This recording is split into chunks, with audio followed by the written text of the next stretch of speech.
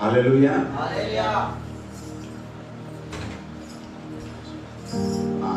హెబ్రీయులకు రాసిన పత్రికలో నుంచి గత 3 వారాలుగా మనం ప్రతి వారం గత 3 వారాలుగా హెబ్రీయులకు రాసిన పత్రికలో నుంచి కొన్ని విషయాలు మనం ధ్యానం చేస్తూ వచ్చాం. ఈరోజు కూడా ఒక వాక్యాన్ని పరిశుద్ధాత్మ దేవుడు మరి నా మనసులో పెట్టిన మాటని మనతో దేవుడు మాట్లాడినట్లు అందరూ కూడా ప్రార్థన పూర్వకంగా ఉందాం. హెబ్రీయులకు రాసిన పత్రిక 3వ అధ్యాయము 7వ వచనాన్ని మనం చదువుదాం. మరియు పరిశుద్ధాత్మ ఇలాగూ చెప్పుచున్నాడు. చాలు. ఇక్కడ ఎవరు చెప్తున్నారంటే పరిశుద్ధాత్మ ఏమేమి చెప్పారో కొన్ని వాక్యాలు మనం ఇక్కడ 8వ వచనం కానించి కొన్ని మాటలు మనము చదివాము కదా. అక్కడ నేడు మీరు ఆయన శబ్దము వినేట్ల అరణ్యంలో శోధన దినముందు కోపము పుట్టించినప్పటి వరే. అంటే ఆ దినాల్లో ఇశ్రాయేలు ప్రజలు దేవునికి ఏం పుట్టించారంట? కోపం పుట్టించారు. తర్వాత మీ హృదయాలు ఏం చేసుకున్నారు? కఠినపరుచుకున్నారు అని చెప్పారు. అంతేకాకుండా 40 సంవత్సరాలు నా కార్యాలను చూచి కూడా మీ పితరులు నన్ను పరీక్షించి శోధించి నేను ఆ తరము వారి వల్ల ఏం చేశాను? విసిగాను అని చెప్తారు. అంతేకాకుండా వారెల్లప్పుడూ తమ హృదయ ఆలోచనలో తప్పుకోవచ్చున్నారు. అయితే వారు నా మార్గాన్ని తెలుసుకోలేదు అని చెప్తారు. దేవునికి స్తోత్రం. ఇక్కడ వరకు మనం గత 3 వారాలుగా కొన్ని వాక్యాలు మనం ధ్యానం చేశాం. మొదటి అంశంగా కోపం దేవునికి ఎందుకు వస్తుంది అనేది ఒక వర్తమానంగా విన్నాం. తర్వాత దేవుని మార్గాన్ని వారు తెలుసుకోలేకపోయారు, ఇశ్రాయేలు ప్రజలు తెలుసుకోలేకపోయారు. అయితే మరి ఎవరు దేవుని మార్గాన్ని తెలుసుకున్నారు అనే 2వ అంశంలో మనం నేర్చుకున్నాం. తర్వాత మార్గాన్ని 3వ అంశంగా ఎవరు దేవుని మార్గాన్ని తెలుసుకోకపోవడానికి కారణం ఏంటి అని గత వారం మనం నేర్చుకున్నాం. హల్లెలూయా. అయితే ఈ పునరుద్ధాన దినములో ఈరోజు పరిశుద్ధాత్మ దేవుడు మనతో చెప్తున్న మాట 11వ వచనం చూద్దాం. చూడండి. కనుక మనం ఎప్పుడైనా సరే అక్కడ ఒక్కసారి ఆగాలి. కనుక అంటే అంతకు ముందు చెప్పినటువంటి మాటలన్నీ చెప్తూ ఇక్కడ ఏమంటుందంటే కనుక అంటే దేవునికి ఏమొచ్చింది? కోపం. ఎందుకు వచ్చిందంటే వారు దేవునికి కోపాన్ని పుట్టించారు. అంతేకాకుండా తమ హృదయ ఆలోచనలో వారు తప్పిపోతూ వచ్చారు. వారు దేవుని మార్గాన్ని తెలుసుకోలేని పరిస్థితిలో ఉన్నారు. దేవునికి స్తోత్రం. అందుచేత కనుక దేవునికి ఏమొచ్చిందంట? దేవుని కోపంతో కోపముతో ప్రమాణం చేసినట్టు వారు నా విశ్రాంతిలో ప్రవేశింపనే చెప్పి తిని. అంటే దేవుని కోపం వచ్చి ఆ దినాల్లో ఉన్న ఇశ్రాయేలు ప్రజల గురించి దేవుడు ఏం చెప్పాడంటే మీరు నా విశ్రాంతిలో ప్రవేశించరు అని ఖచ్చితంగా చెప్పేశారు. అందుకనే 20 సంవత్సరాలు భయపడిన వాళ్ళందరూ కూడా మరి 40 సంవత్సరాలు ఆ అరణ్యంలోనే తిరిగి రాలిపోయినట్లుగా పరిశుద్ధ గ్రంథంలో మనం చూస్తా ఉన్నాం. హల్లెలూయా చెప్పండి అందరూ కూడా. హల్లెలూయా. అయితే ఇప్పుడు 12వ వచనంలోకి వచ్చేటప్పటికి పరిశుద్ధాత్ముడు మనతో మాట్లాడుతున్నాడు. సహోదరులారా, జీవము కలిగిన దేవుని విడిచిపోవునట్టి విశ్వాసము లేని అష్ట హృదయము మీలో ఉండునేమో అని జాగ్రత్తగా చూచుకొనుడి. దేవునికి స్తోత్రం. హెబ్రీ పత్రిక అంతట్లో 3 చోట్ల ఉంది జాగ్రత్తగా చూసుకోండి అని. 3 చోట్ల. ఇక్కడ మొట్టమొదటిగా ఇక్కడ మనం ఏం చూస్తామంటే ఇప్పుడు అంతకు ముందు చెప్పిన మాటలన్నీ చెప్పిన తర్వాత మరి దేవునికి కోపం వచ్చింది. ఆ దినాల్లో ఉన్న ఇశ్రాయేల్ ప్రజల యొక్క పరిస్థితి అలా అయింది కాబట్టి నేటి సంఘానికి లేకపోతే నేడున్న ప్రజలకి అలాంటి పరిస్థితి రాకూడదు, అలా దేవునికి వ్యతిరేకంగా ఎవరు ఉండకూడదని పరిశుద్ధాత్ముడు చాలా తేటగా ఈ విషయాలు మన కొరకు రాయిస్తూ ఇక్కడ ఎంత చక్కగా ప్రారంభించేది ఏంటంటే సహోదరులారా. దేవునికి స్తోత్రం చెప్పండి. ఏమంటారు చెప్పండి? సహోదరులారా అని చెప్పి, అంటే వాళ్ళు దేవుని కోపం పుట్టించారు, వాళ్ళు ఆయన మార్గాన్ని తప్పిపోయారు, ఎన్నో వాళ్ళు చేశారు.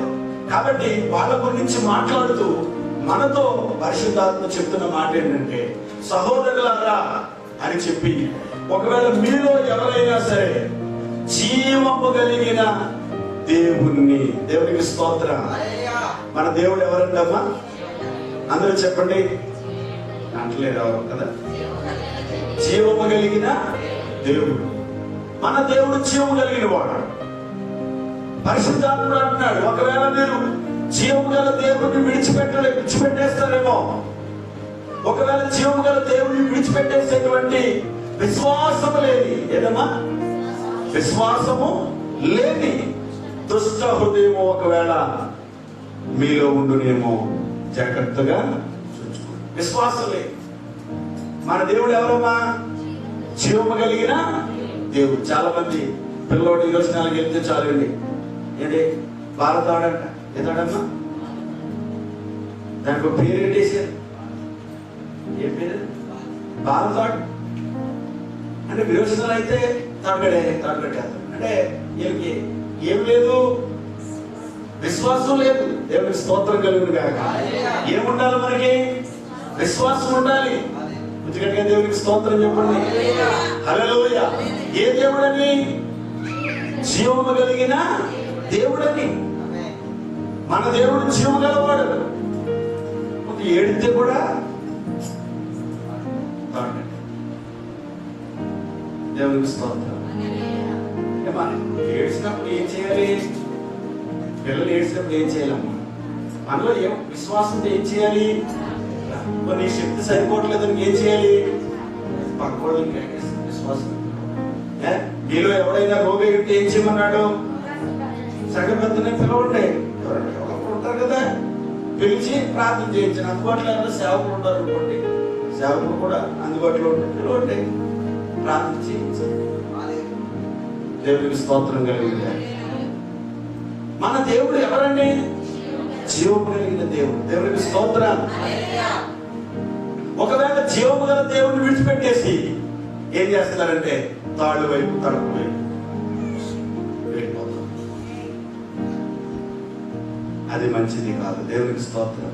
ప్రార్థన చేయండి. విశ్వాసంతో ప్రార్థన చేస్తే దేవుడు అద్భుతమైన కార్యం చేస్తాడు. హల్లెలూయా.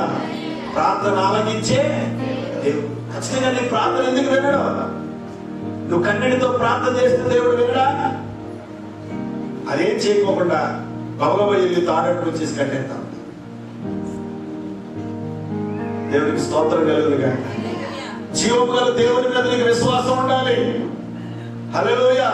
నీ ప్రార్థన సరిపోద్ది. ఎందుకంటే ప్రభు చెప్పాడు, నా నామమున మీరు దెయ్యాలు వెళ్ళగొడతారని చెప్పారు. దేవునికి స్తోత్రం చెప్పండి. కొత్త భాషలు మాట్లాడతారు. హల్లెలూయా. మీరు రోగుల మీద చేతులు ఉంచితే స్వస్థపడి, దేవుడు అందరికి సేవకులకే కాదండి, దేవుడు ప్రతి ఒక్కరికి కూడా విశ్వాసంతో ప్రార్థన చేస్తే ఎవరు ప్రార్థన చేసిన దేవుడు వింటాడు. దేవుడికి స్తోత్రం చెప్పండి కదా. సడన్ గా ఎక్కడ దెయ్యం వచ్చేసింది, పాపం పాస్టర్ గారే రావాలనే ఉంది. విశ్వాసంతో ప్రార్థన చేస్తే ఎవరు ప్రార్థన అయినా దేవుడు వింటాడు. గట్టిగా దేవుడికి స్తోత్రం చెప్తామా? అందరూ చెప్పండి హల్లెలూయా. మన దేవుడు ఎవరంట? చెప్పండి, జీవము కలిగిన దేవుడు. అందుకంటాడు, ఇదిగో సహోదరులారా, సహోదరులారా. అంటే అంతకు ముందున్న ఇశ్రాయేలు ప్రజలైతే దేవునికి వ్యతిరేకంగా జీవించారు. దేవుని మార్గాన్ని కూడా తెలుసుకోలేకపోయారు. ఎల్లప్పుడూ తమ హృదయాలోచనలో వారు తొలగిపోయారు.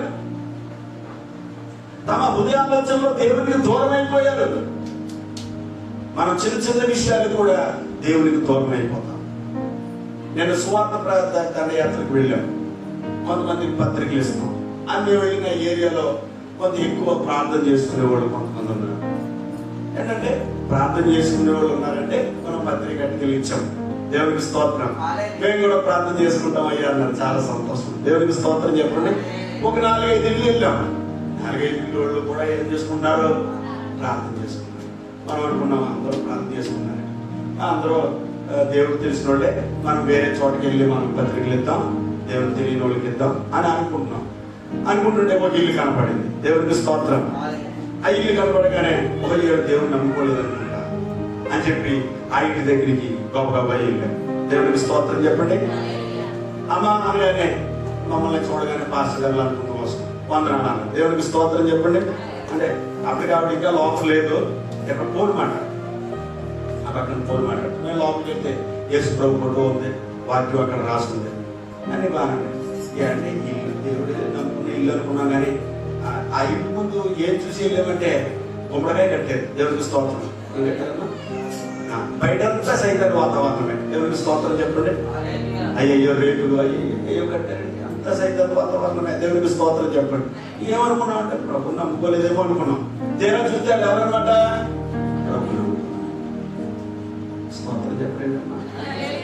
హల్లెలూయా. మన దేవుడు ఎవరో? శివుడు గల దేవుడు. నమ్మకం లేదా? నమ్మిన వారు దేవునికి స్తోత్రం చెప్పండి. హల్లెలూయా.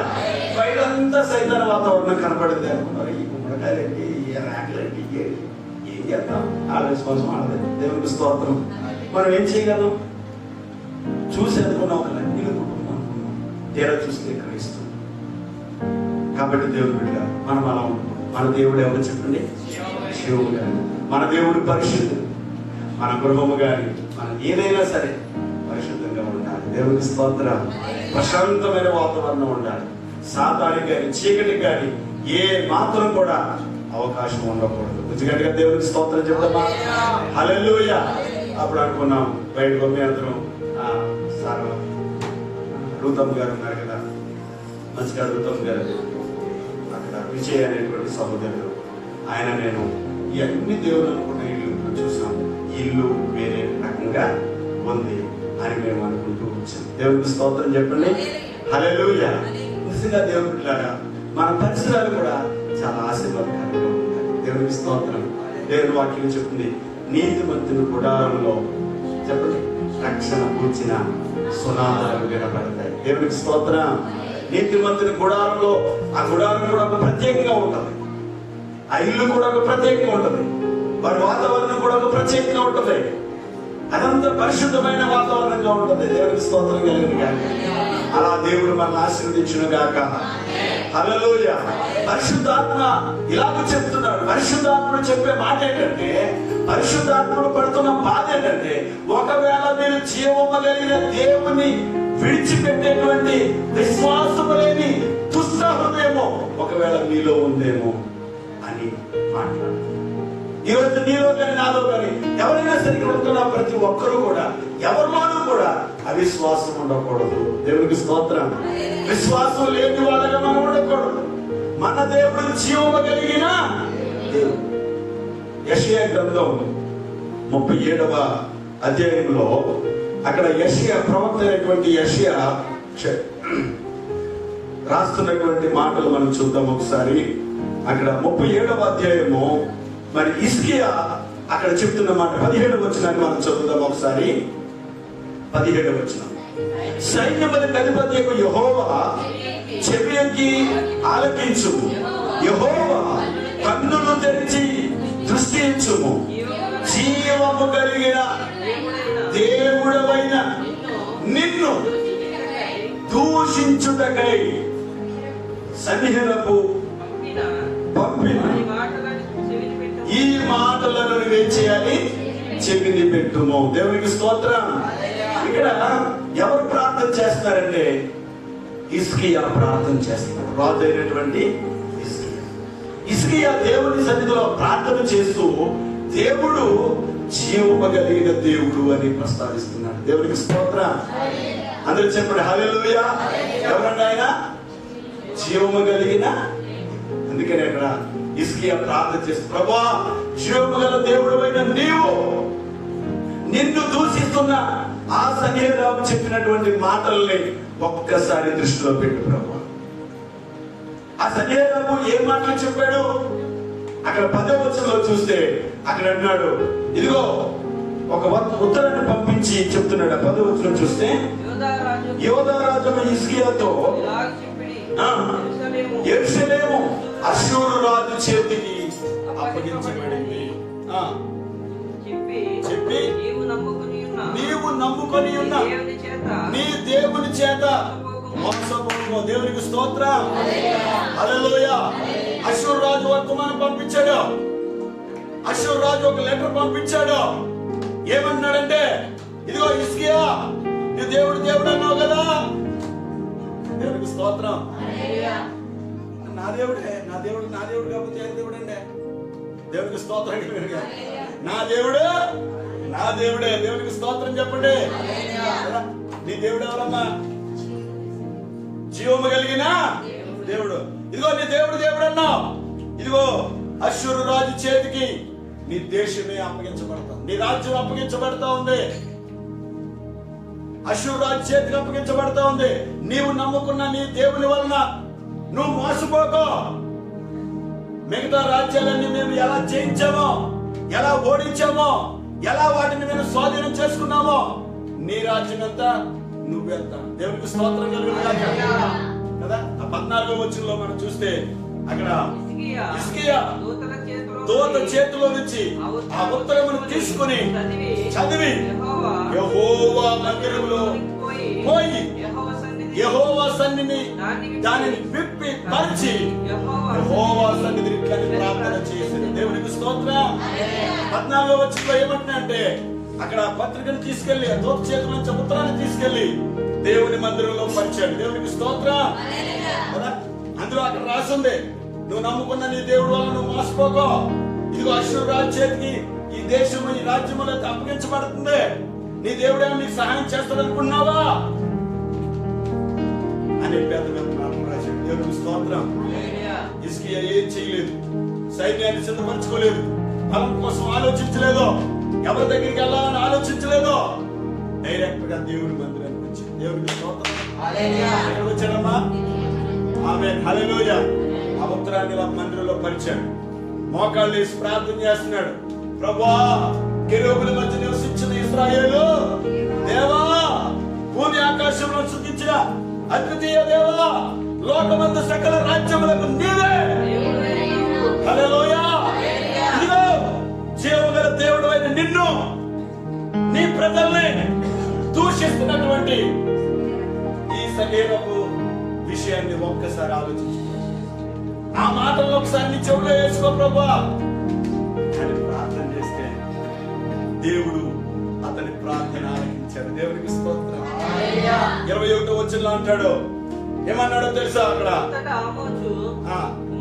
కింద వచనంలో ఏముంటుందంటే, ఇదిగో సన్హెరీబు విషయంలో నీవు నా ఎదుట ప్రార్థన చేసితివే. దేవునికి స్తోత్రం కదా. సన్హెరీబు విషయంలో నువ్వు నా ఎదుట ఏం చేశావు? అమ్మా ఇలా చూడు. హిజ్కియా, నువ్వు నా ఎదుట ప్రార్థన చేశావు, నేను నీ ప్రార్థన. హల్లెలూయా. నిజంగాండి ఇక్కడ మరి హిజ్కియా మరి దేవుడి గురించి ఏం చెప్తున్నాడంటే, నా దేవుడు జీవము కలిగిన. అందుకని దేవుడు ఆ 35వ వచనంలో ఒకసారి చదువున్నారా? 35వ వచనం ఒకసారి చదివితే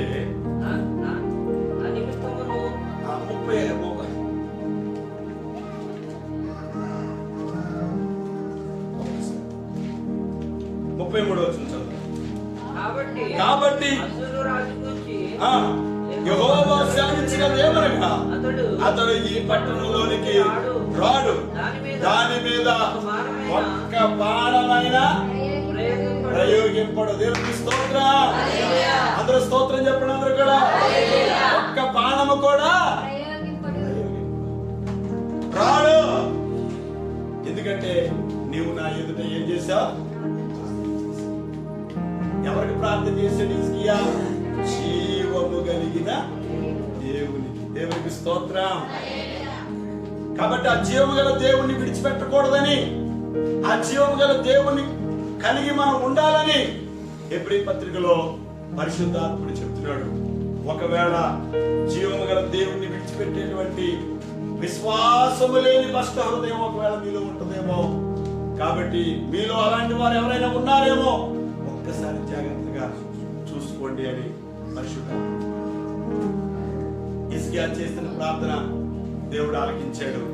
ఎంత గొప్ప దేవుడు. అందుకని అంటున్నాడు అక్కడ, ఒకసారి చదవమ్మా మాట 35 వచ్చిన ఒకసారి చదివితే, నా నిమిత్తమును నా సేవకుడైన దేవునికి స్తోత్రం కలిగింది కాక.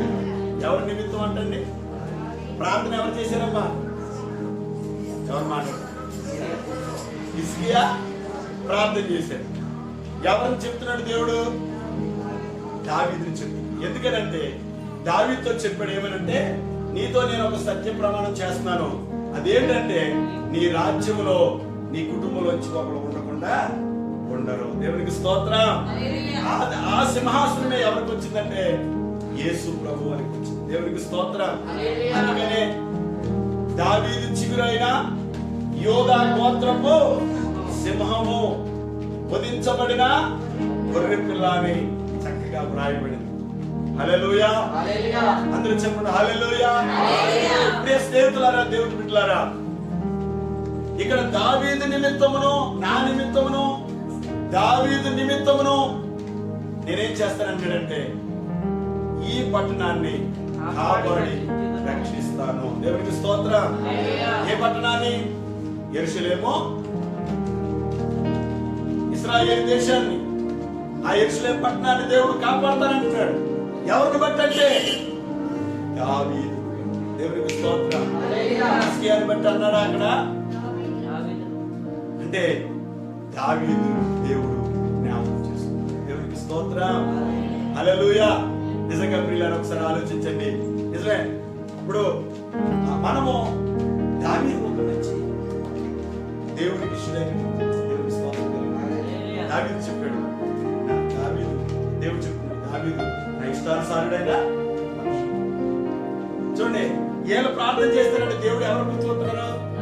దావీదు.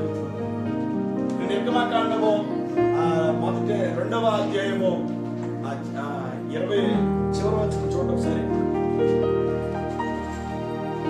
ఇశ్రాయేలు మూలుగులు వినినప్పుడు అని ఉంటుంది. వారు మూలుగులు విని అబ్రహాము ఇస్సాకు యాకోబులతో తాను చేసిన నిబంధనను దేవునికి స్తోత్రం. అంటే ఉదాహరణకి నేను ప్రార్థన చేస్తాను అనుకో, ఒకవేళ మా తాతను దేవుడు గుర్తు చేసుకోవచ్చు. దేవునికి స్తోత్రం కదా. అంటే మా తాత జీవితాన్ని ఎవరు చూస్తారు? దేవుడు చూస్తారు. లేదా మా నాన్నగారిని చూడొచ్చు, నా పౌలు గారిని బట్టి మార్గం గారు చేసిన ప్రార్థన. దేవునికి స్తోత్రం కదా. హిజ్కియా చేసిన ప్రార్థనను బట్టి దేవుడు అంటున్నాడు, నన్ను బట్టి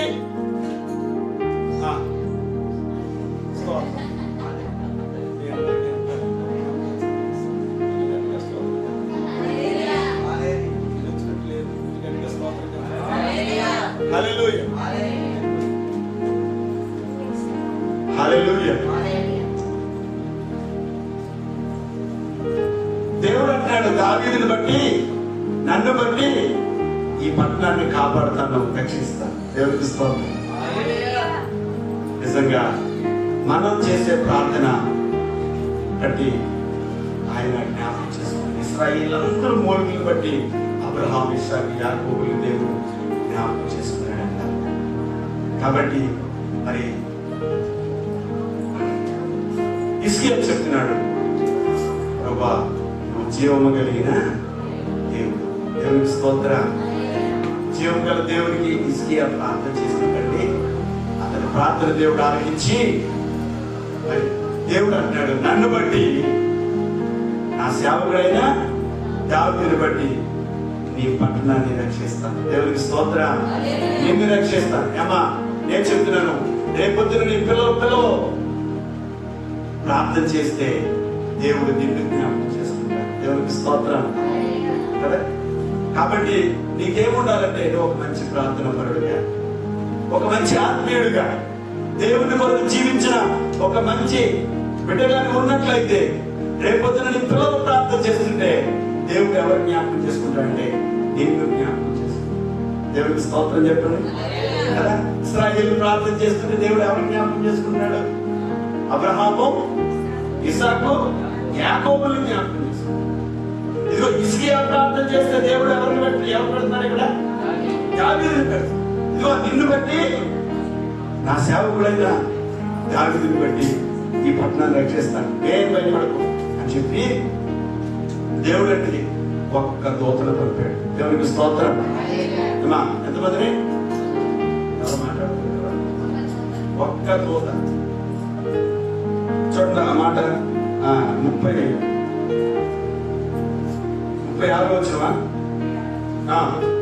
అంతని యెహోవా దూత బయలుదేరి అష్షూరు వారి దండుపేటలో 185,000 మందిని ముట్టెను. దేవునికి స్తోత్రం.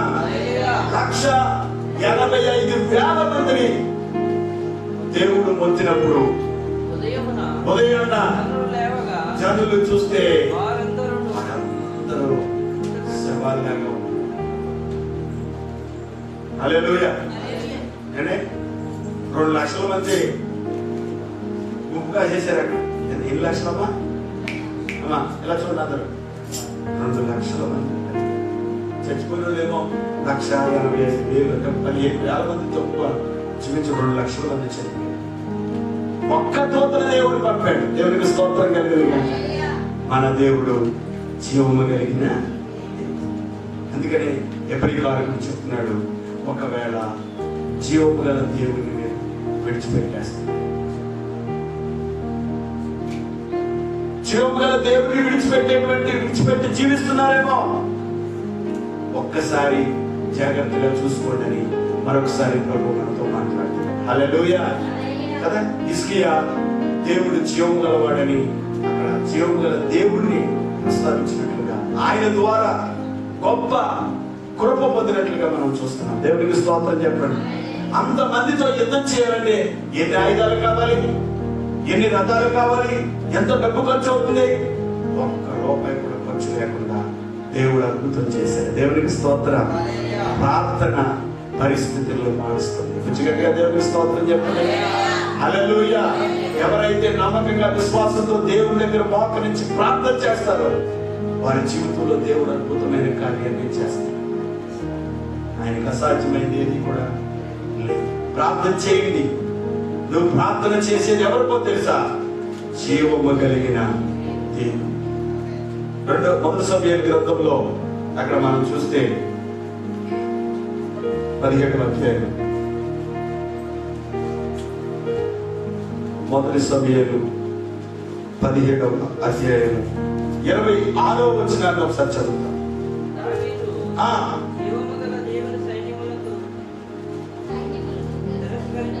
చూడండి, దావీదు అంటున్నాడు, జీవము కలిగిన దేవుని సైన్యమును తిరస్కరించుటకు ఈ సున్నతి లేని ఫిలిష్తీయుడు ఎంతటి వాడు. దేవునికి స్తోత్రం. అందరూ చెప్పండి హల్లెలూయా కదా. దావీదు చెప్తున్నటువంటి మాట, జీవము కలిగిన దేవుని సైన్యము. హల్లెలూయా. హిజ్కియా చెప్పాడు ఏమనంటే, ప్రభువా నువ్వు జీవము గల దేవుడు అని నిన్ను దూషించిన ఆ సన్నిహితులకు మాటలు ఒక్కసారి చెవులు పెట్టని ప్రార్థన చేస్తే దేవుడు ఒక్క దూతను పంపించి శత్రువులందరినీ ఎడగొట్టేశాడు. దేవునికి స్తోత్రం. నువ్వు కూడా జీవము గల దేవుని విడిచిపెట్టకుండా ఆయన వెంబడించినట్లయితే దేవుడికి జీవితంలో గొప్ప కార్యం చేస్తాడు. అయితే ఇక్కడ దావీదు చూస్తున్నాడు, ఇక్కడ గొలియాతు వచ్చి ఒక్కరు వచ్చి నా మీద జయించండి అంటున్నాడు. రాజు సహితము ప్రజలందరూ కూడా ఎవరిని చూస్తున్నారంటే గొలియాతునే చూస్తున్నారు. ఎవరు చూస్తున్నారు కదా? గొలియాతుని చూస్తున్నారా, దేవుడిని చూస్తున్నారా? గొలియాతునే చూస్తున్నారు. అందరూ అతని ఎత్తుని చూస్తున్నారు, అతని కండలు చూస్తున్నారు, అతనుకున్న కత్తిని చూస్తున్నారు, అతనుకున్న బలాన్ని చూస్తున్నారు. ఒకవేళ మనలో ఎవరైనా వెళ్తే వెంటనే వేసేంత అయిపోతాం అనుకుంటారు అంతే. దేవుడికి స్తోత్రం చెప్పండి. మనం ఎవ్వరూ వెళ్ళలేమన్నట్టుగా. ఏ దేవుడు సముద్రాన్ని పాయలు చేయలేదా? ఎర్ర సముద్రాన్ని పాయలు చేసి గొప్ప గొప్ప కార్యాలు దేవుడు చేయలేదా? ఈ సున్నతులేని ఈ ఫిలిష్తీయుని దేవుడు మనకు అప్పగించడా? మనం ఆయన జయించలేమా? ఇశ్రాయేలు ప్రజలందరూ ప్రార్థన చేయవలసింది పోగా, దేవుని వైపు చూడవలసింది పోగా, దేవుని మీద ఆధారపడవలసిన ప్రజలు, దేవుని వైపు చూడవలసిన ప్రజలు హై బాబోయ్ అని ఆ గొలియాతునే చూస్తున్నారు. దావీదు అంటున్నాడు, మనం ఎవరో తెలుసా? దేవునికి స్తోత్రం. మనం ఎవరమ్మా? ఎవరో మాట్లాడుతుంది సైన్యం అన్నాడు అందరూ. నిద్రపోయే సైన్యమా? ఏ సైన్యం అని చెప్పండి అమ్మా. అమ్మా, జీవము కలిగిన దేవునికి స్తోత్రం చెప్పండి. దావీదు అంటాడు, మనం ఎవరో తెలుసా? నాకు ఎవరో మనకే తెలియదు.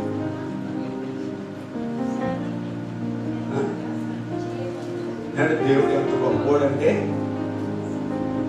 దేవుడు ఎంత గొప్పోడంటే, ఒక ఇద్దరు స్త్రీలు రాజుగారి దగ్గరికి వచ్చారు. రాజుగారు అండి, రాజా రాజా. ఏమా ఏంటి? ఇదిగో అయ్యా,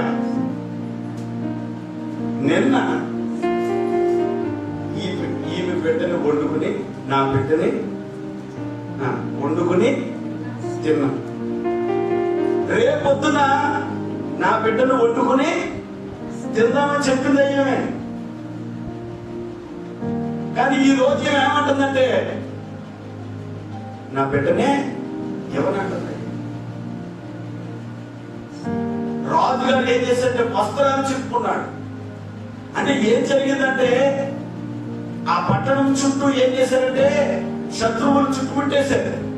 ఇటు భీమవరం తగ్గలేదు, అటు సువర్షం తగ్గలేదు, ఇటు నర్సపురం తగ్గలేదు, చుట్టూ మూసేశారు. కనీసం పావులు బ్రెడ్ను కూడా అమ్ముకొని తింటున్నారు. అంత భయంకరమైన కరువు తాండమాడుతున్న పరిస్థితుల్లో నలుగురు కుష్ఠరోగులు, అలా చెప్పండి, నలుగురు కుష్ఠరోగులు. ఈ నలుగురు కుష్ఠరోగులు అనుకున్నారంట, ఒరే పట్టణంలోకి వెళ్దామంటే అక్కడ మనకు అన్నం పెట్టి వాళ్ళు ఎవరో లేదు. స్తోత్రం చెప్పండి అందరూ కూడా. అందరు ఇక్కడే ఉన్నారా? హల్లెలూయా. పట్టణంలోకి వెళదామంటే అక్కడ మనకు అన్నం పెట్టే పరిస్థితి లేదు, అక్కడ కూడా కరువే. మరి అక్కడికి వెళ్ళి చచ్చిపోతారా? మరి ఏం చేద్దాం? ఇక్కడున్నా చచ్చిపోతాం. మరి ఏం చేద్దాం? ఆ శత్రువులు నాకు ఆ గుడారాల దగ్గరికి వెళ్తే ఆమె చంపేస్తారు. దేవుని స్తోత్రం చెప్పండి. ఎవరు మాట్లాడలేదు. హల్లెలూయా. అక్కడికి వెళ్ళినా చచ్చిపోతాం. చెప్పండమ్మా. ఇక్కడున్నా చచ్చిపోతాం, అక్కడికి వెళ్ళినా చచ్చిపోతాం. చచ్చేది మాత్రం కానీ స్తోత్రం చెప్పండి. సాగుకాయమా సంసారం అంటే అదేనండి. ఎప్పటికైనా సాగే ఎందుకంటే దేవుడికి స్తోత్రం చెప్పండి. హల్లెలూయా. ఆ నలుగురు అనుకుంటున్నారు, రే పట్టణంలోకి వెళ్ళినా చచ్చిపోతున్నాయనా, అక్కడ కరువు ఉంది, పోనీ ఇక్కడే ఉండిపోదాం అంటే మనకు లేదు, ఇక్కడైనా చచ్చిపోతాం. పోనీ అక్కడికి వెళ్దామంటే ఆడ చంపేస్తారు మనల్ని. ఆడ చంపడానికి వచ్చారు కాబట్టి చుట్టుముట్టేశారు. మరి ఎక్కడైనా సత్తాం కాబట్టి ఆ సచ్చిదేదో అక్కడే సత్తాం. ఒక ఏమన్నా పెడితే తిని బతుకుదు, కానీ ఏం పెట్టలేదు అనుకో, ఎక్కడైనా సామాన్లు కాబట్టి ఎక్కడైనా సత్తాం పద అని నలుగురు నడుస్తున్నారట. దేవునికి స్తోత్రం చెప్పండి. ఎంతమంది అమ్మా? నలుగురు నడుస్తుంటేనట ఒక యుద్ధ సైన్యం వచ్చినట్టు వినపడుతుందంట. స్తోత్రం చెప్పండి అందరూ కూడా. హల్లెలూయా. ఎంతమంది నడుస్తుంటే? నలుగురు నడుస్తుంటే ఒక సైన్యం వస్తున్నట్టుగా. ఏ సైన్యం అంటే జీవము కలిగిన దేవుని సైన్యం. ఒకసారి చప్పట్లు కొట్టిన అందరూ కూడా. హల్లెలూయా. హల్లెలూయా. నలుగురు నడుస్తుంటే ఆ పరిస్థితుల్లోనండి అలా నడుచుకుంటే వెళ్ళలేదు. ఆ శత్రువులు అందరూ ఏం చేశారంటే, ఒరే బాబు ఇశ్రాయేలు రాజు ఎవరు కొట్టొప్పించి మొత్తానికి ఏదో పెద్ద సైన్యాన్ని సిద్ధం చేశాడు. రథాల సౌండ్ ఎక్కువ వస్తుంది, గుర్రపు అరుపులు మనకి వినపడుతున్నాయి. దేవునికి స్తోత్రం. యుద్ధ ఘోష మనకి వినపడుతుంది. మనం ఉన్న పాటను వెళ్ళిపోతే మంచిది. దేవునికి స్తోత్రం. చెప్పడంతా కూడా హల్లెలూయా. అవునా? ఉన్న పాటను వెళ్ళకపోయామా అయిపోయారు. వచ్చేది ఎవరు? నలుగురు కుష్ఠరోగులు. దేవునికి స్తోత్రం. నడిచింది ఎవరు? నలుగురు కుష్ఠరోగులు. ధ్వని శబ్దం మనకు వినపడదు. దేవుడు ఎంతో ఘోషను వారికి వినిపించేస్తున్నాడు. దేవునికి స్తోత్రం. పట్టణం అంతా కరువుతో తాండమాడిపోతుంది. రాజు సైతము వస్త్రాలు చింపుకున్నాడు. చాలా భయంకరమైన దుస్థితి. ఆ పరిస్థితుల్లో దేవుడు నలుగురు నడుస్తుంటే, ఆ నలుగురు కుష్ఠరోగులు నడుస్తుంటే ఎంత అద్భుతం దేవుడు చేశారు. ఆ సౌండ్ విని, ఆ శబ్దం విని వాళ్ళు ఏం చేశారో తెలుసండి? ఉన్న వాటిని వెళ్ళిపోతే మంచిదని ఆ గుడారాలు ఎక్కడ గుడారాలు అక్కడ ఉంచేసి, ఎక్కడ డబ్బు అక్కడ ఉంచేసి, ఏది అన్ని అక్కడ ఉంచేసి కట్టు బట్టలతో ఏం చేశారండి? ఉన్న పాటల పరుగు పరుగుని వెళ్ళిపోయారండి. దేవునికి స్తోత్రం కలుగునుగా. హల్లెలూయా. ఈ నలుగురు నడుచుకుంటూ వచ్చి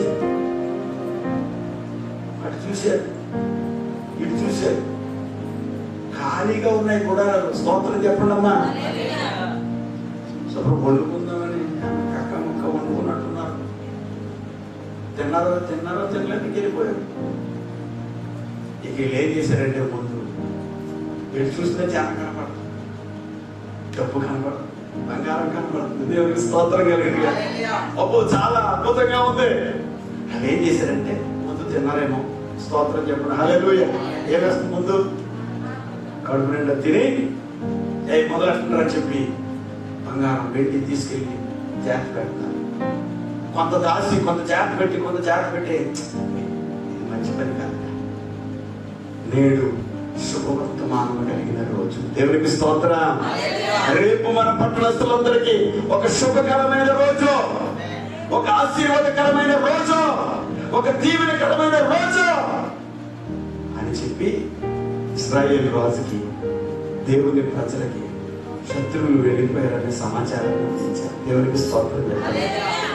అప్పుడు వాళ్ళకున్న బంధకాలన్నీ తెగిపోయినట్లుగా పరిశుద్ధ గ్రంథంలో మనం చూస్తాం. ఎందుకు ఈ మాట చెప్తున్నానంటే, మనము జీవము కలిగిన దేవుని సైన్యము. చెప్పండి ఏంటి? హల్లెలూయా.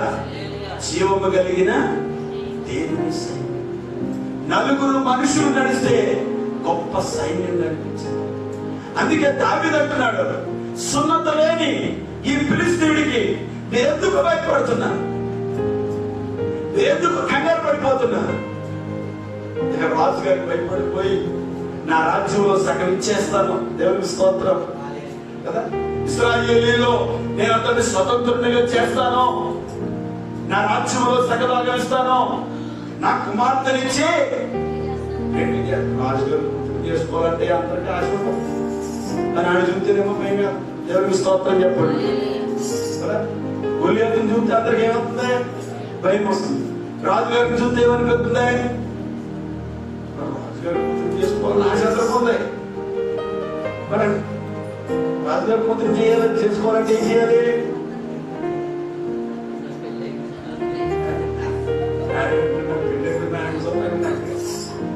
దేవునికి స్తోత్రం.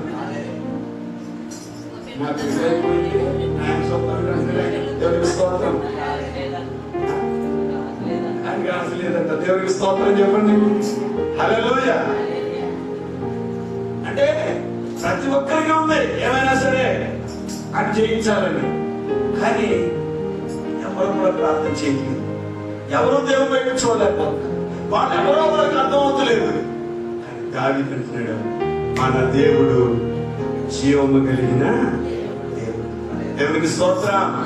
జీవము కలిగిన దేవుని సైన్యాన్ని తిరస్కరించడానికి, దూషించడానికి, అవమానపరచడానికి సున్నత లేనివాడు, మానవత్వం లేనివాడు, ఈడు ఎంతటి వాడు వాడిని నరికేస్తానంటాడు. దేవుడికి స్తోత్రం చెప్పాలి.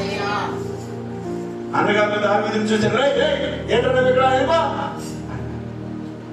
కాళ్ళ దగ్గర ఏం దగ్గర చెప్తే ఈ తిమోతి ఏం చేశాడంటే ఉన్న చోట ఉంటాడా, పెద్దగారికి చెప్పాడు. ఆయన ఉన్న చోట ఉంటాడా, రాజుగారికి చెప్పాడు. దేవునికి స్తోత్రం. ఏంట్రా కథ ఏంటో చూద్దాం రమ్మని యువతలు కదంటే రాజుగారి దగ్గరికి తీసుకెళ్ళాడు. పోనీ ఏమన్నా మనిషి ఏమన్నా బలం ఉన్నాడా, లేడు. గుప్పుడు ఉన్నట్టున్నాడు, గొల్లియాతో అచ్చేతిలో గుప్పుడు ఉన్నట్టున్నాడు. నేనంటానన్నాడు, నువ్వు బాలుడు నాయన, వాడి బాల్యం నుండి యుద్ధాభ్యాసం చేశాడు, నువ్వు అన్న ఎక్కడ పట్టుకోవాలంటే సింహాన్ని చీల్చేశాడంటే. దేవుడికి స్తోత్రం. ఎలుగుబంటి నుంచి దేవుడు నన్ను కాపాడాడు. సింహం యొక్క బలం నుండి, ఎలుగుబంటి యొక్క బలం నుండి నన్ను రక్షించండి. ఏం చేయాలో నేను చేస్తాను మీకు ఎందుకు రాజు గారు అన్నాడు. సరే ఇంకా అట్లా చెప్తున్నాను కాబట్టి వారికి కవసం అయింది అన్నాడు. ఆ కవసం వేసాడు, ఇటో గడికి వేసాడు, అటో గడికి వేసాడు. బాబు తొత్తు బాబు అన్నాడు. ఇందాక వాడుగా లేదు, తీసవతలేసాడు. దేవుడికి స్తోత్రం. నన్నని 5 రాళ్ళు ఏరుకున్నాడు. ఉచిగట్టిగా దేవుడికి స్తోత్రం చెప్పండి. హల్లెలూయా. ఒక్క రాయి తీసుకుని వరుసలో పెట్టుకుని వెళ్ళాడు. ఎక్కడ ఖాళీ లేదంటే మనోడికి మొత్తం వేసేసాడు. ఇనప కవసం. దేవుడికి స్తోత్రం. కవసం వేసేసాడు. ఎక్కడ అవకాశం లేదు. ఇక్కడ ఎక్కడో ఉందని పంపించాడు. గిరా గిరా గిరా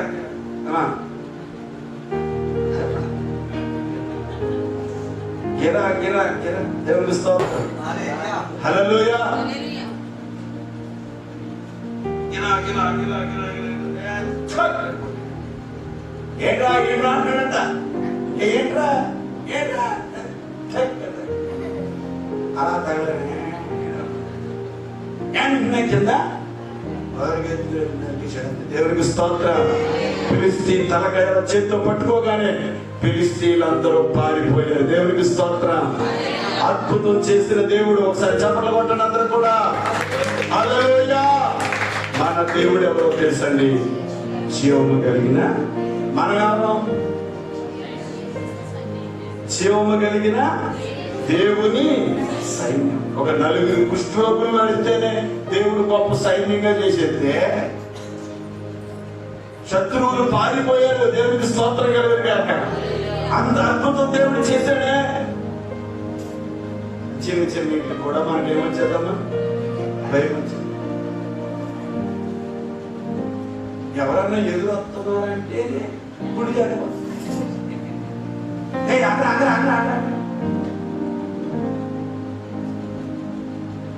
క్రీస్తు యేసునందున్న వారికి ఏ శిక్ష యెహోవా నాకు వెలుగును రక్షణ ఉన్నాడు, నేను ఎవరికి భయపడను. కాబట్టి మన దేవుడి జీవితం మనం ఒక సైన్యము. దేవునికి స్తోత్రం. ఏ సైన్యం? జీవము కలిగిన దేవుని సైన్యం. మనం ఒక సైన్యం. ఆ గొల్లియాతుకి భయపడవలసిన పని లేదు. ఈ దేశంలో ఎంతమంది గొల్లియాతులైనా ఉండొచ్చు, క్రీస్తు సైన్యం ముందు ఆ గొల్లియాతులన్నీ పడిపోతాయి. దేవుడికి స్తోత్రం కలుగును. దేవుడే అద్భుతమైన కార్యం చేయడానికి, సహాయం చేయడానికి శక్తి ఉంటుంది. దేవుడికి స్తోత్రం. కాబట్టి ఆ జీవము గల దేవుడి సన్నిధిలో మనం ప్రార్థన చేస్తే ఎప్పుడైనా సరే దేవుడు గొప్ప కార్యం చేస్తాడు. కాబట్టి మొట్టమొదటిగా హిజ్కియా మరి జీవము గల దేవుడు అని ప్రస్తావించారు. రెండవదిగా దావీదు కూడా జీవము గల దేవుడు, మనము జీవము కలిగిన దేవుని సైన్యము అని చెప్పి గొల్లియాతును ముగించాడు. దేవునికి స్తోత్రం. ఇంకొక మాట చదువుకుని మనం దేవుని వాక్యాన్ని ముగించుకుందాం. చూడండి ఒకసారి 84వ కీర్తనలో మనం చూస్తే మొదటి వచనాన్ని మనం చదువుతాం. 84వ కీర్తన మొదటి వచనం. సైన్యములకు అధిపత్యకు యెహోవా, నీ నివాసములు ఎంత రమ్యములు. యెహోవా నీ మందిర ఆవరణములను చూడవలనని నా ప్రాణము ఎంతో ఆశపడుచున్నది. అది సొమ్మసిల్లుచున్నది. ఎవరినైనా జీవము గల దేవునిని దర్శించుటకు నా హృదయము నా శరీరము ఆనందముతో కేకలు వేయించున్నది. కొంచెం గట్టిగా దేవునికి స్తోత్రం చెప్తామా? హల్లెలూయా. ఎవరిని దర్శించాలని ఇక్కడ కోరహు కుమారులు రాస్తా ఉన్నారు. కోరహు కుమారులు అంటున్నారు, అయ్యా మేము పిచ్చుక లాంటి వాళ్ళం అయ్యా, బలిపీఠం వద్ద పిచ్చుకలకు నివాసము దొరికెను. హల్లెలూయా. మేము పిచ్చుక లాంటి వాళ్ళం, నీ బలిపీఠం దగ్గరే మాకు నివాసం దొరికిందయ్యా. నీ నివాసము ఎంత రమ్యమైనవి, నీ మందిర ఆవరణలు చూడాలని జీవము కలిగిన దేవునిని దర్శించుకోవాలి. హల్లెలూయా. ఎందుకు మనం మందిరానికి రావాలమ్మా? ఎందుకు మనం దేవుని ఆరాధించాలమ్మా? ఎందుకు మనం దేవుని వాక్యాన్ని వినాలి?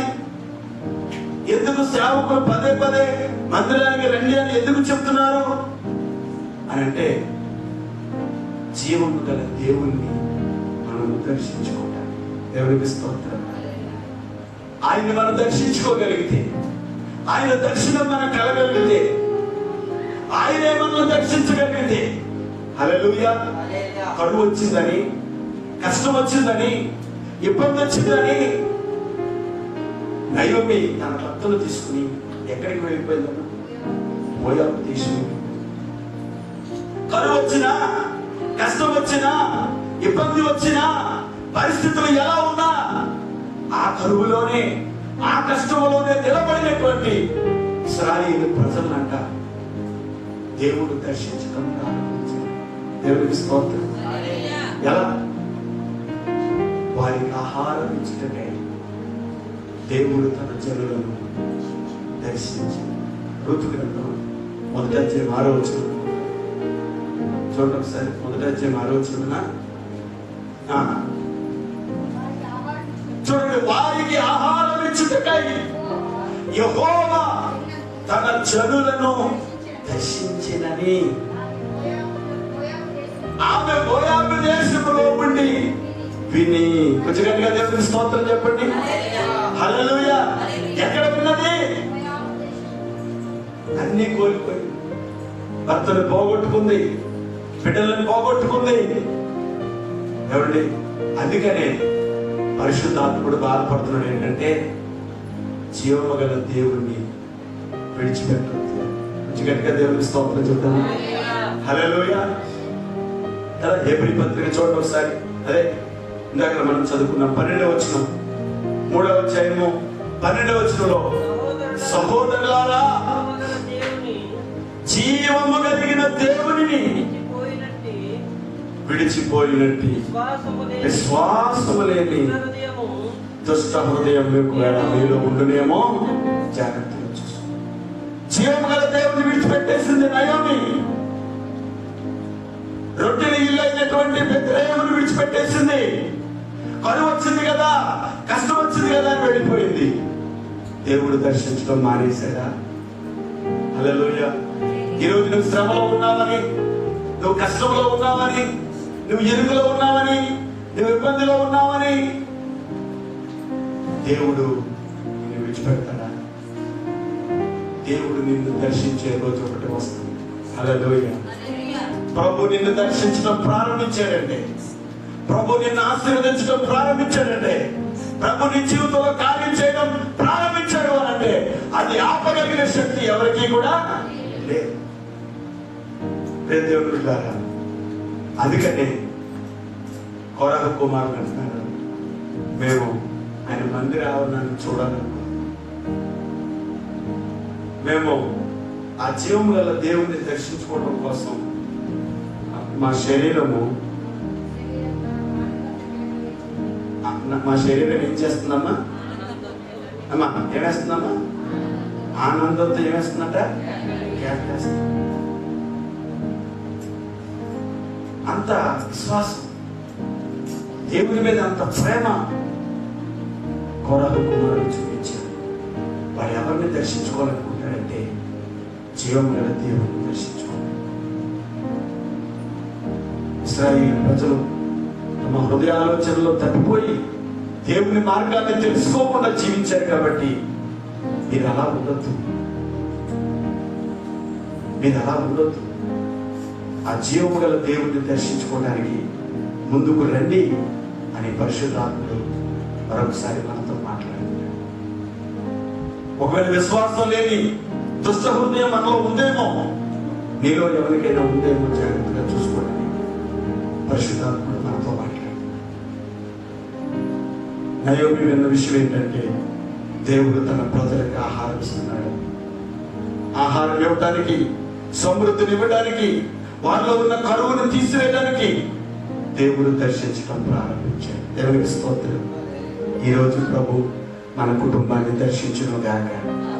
మన బిడ్డల్ని, మన గ్రామాన్ని దేవుడు దర్శించి, మన కుటుంబాన్ని దేవుడు దర్శించి, మన పరిస్థితుల నుంచి దేవుడు పైకి తీసుకురాబోతున్నాడు. కళ్ళు మూసుకొని ప్రార్థన చేస్తున్నాం. పరిశుద్ధాత్మ దేవుడు మనతో మాట్లాడుతున్నాడు. సహోదరులారా, ఆ దినాల్లో ఇశ్రాయేలు ప్రజలు మరి